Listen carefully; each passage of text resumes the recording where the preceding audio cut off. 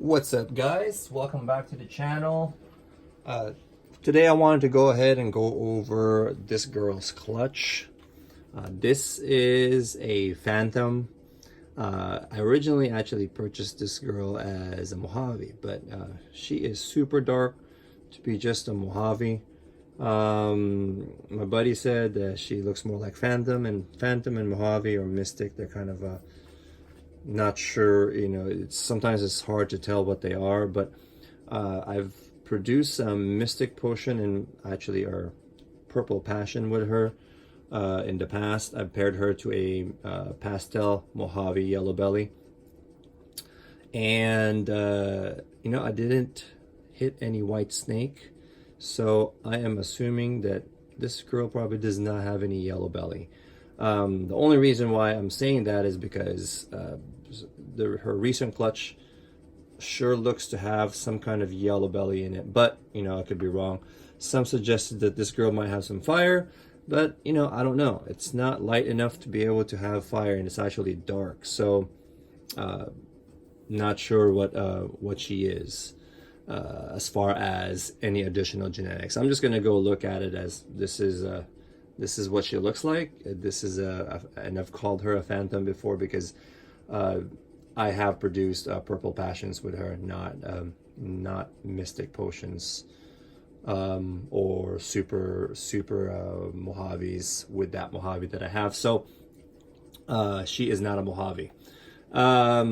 So we will see. We'll go take a look at her clutch, and then we can go from there.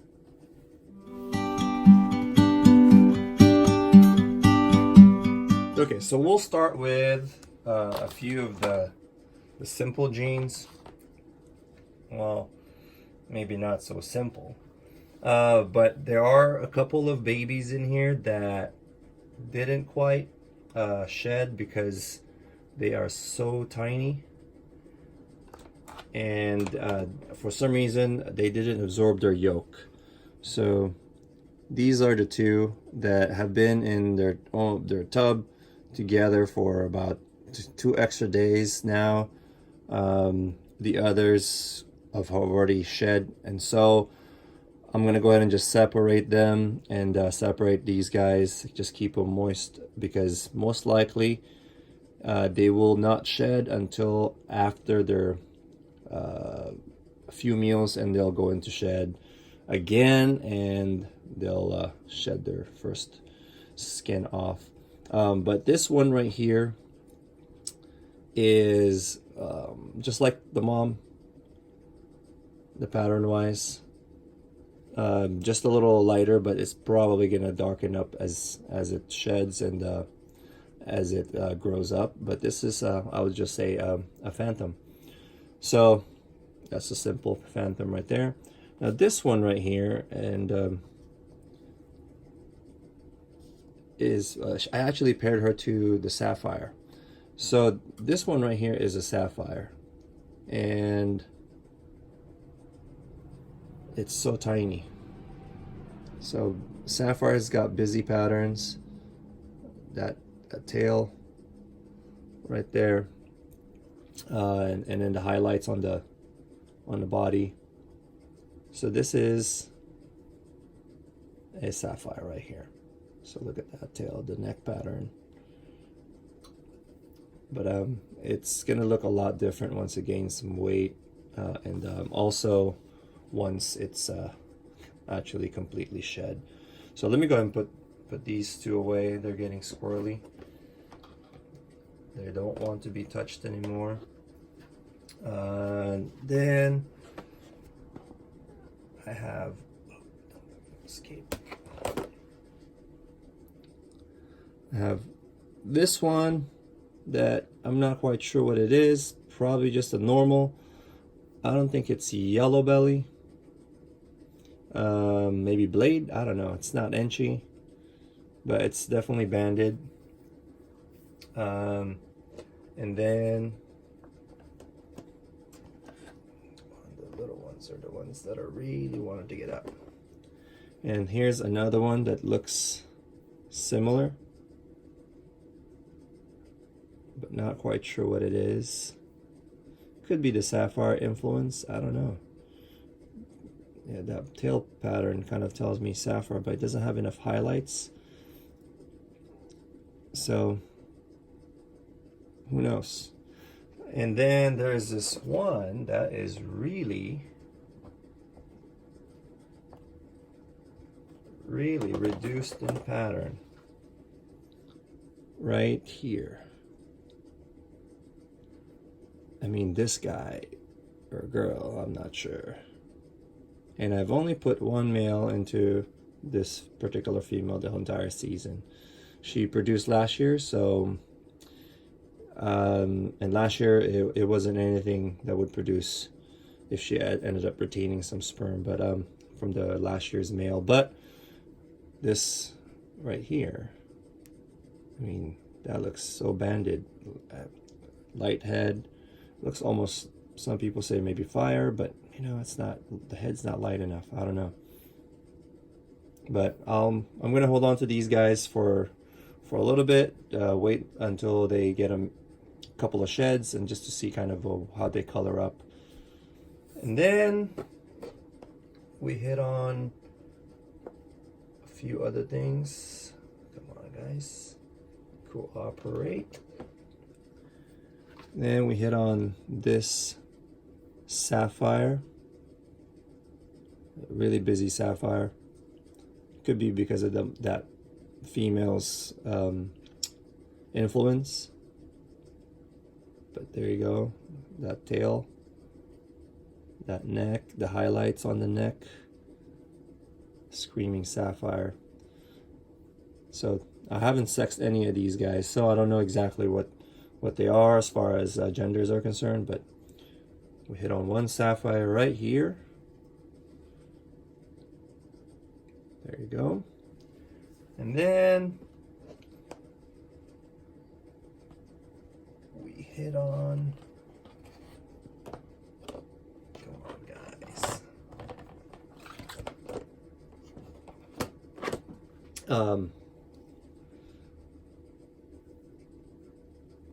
this one, a Phantom Sapphire right here.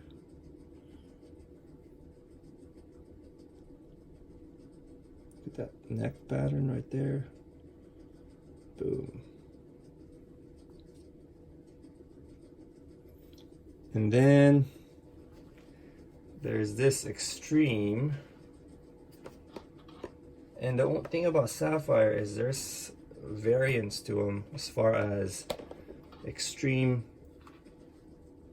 showing, and this is another.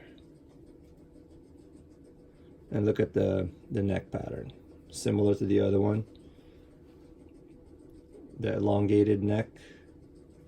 That I won't let me show it, but you can see it, where it's the neck pattern is all one piece. It almost like has a leopard influence with the patterning. It becomes floating clouds on the side. So this is, and I produced another one back in 2017. So I have like a 1200 gram female, and it has similar kind of like that ringer all around, the same one I have. So very similar. They do have a little bit of variance from snake to snake, from combo to combo, but this, so there's two Phantom Sapphires in here, one Sapphire, and I think two Sapphires. The other Sapphire is the tiny one, so we'll have to kind of pay extra attention to that particular baby. So, but yeah, this overall, 9 eggs, one went bad. Actually, it didn't go bad. It died, and I think I did a video. It died while I had him waiting on shed. It was a Phantom. It just, I don't know, I just checked one day and it was lifeless. So it happens. Don't know exactly what the reason was, but you know, it didn't quite make it. So sometimes that's what happens when you cut eggs. You know, they are able to get out, but then they're really weak, so then they end up passing away. So imagine if I didn't cut the eggs, it wouldn't have given the opportunity, because it could have survived, but maybe it was just really too weak. But me cutting the eggs, it was able to come out and, you know, give it a fighting chance. But most likely it would have been too weak. Maybe even like the other two that's really tiny, those two probably wouldn't have made it out of the egg because they were too small and just too tiny. But I wanted to just share with you guys, you know, this clutch. There were 9 eggs, 1 died after hatching, and so there's 8, and I hit on 1, 2, 4 Sapphire combos on this. So maybe 5.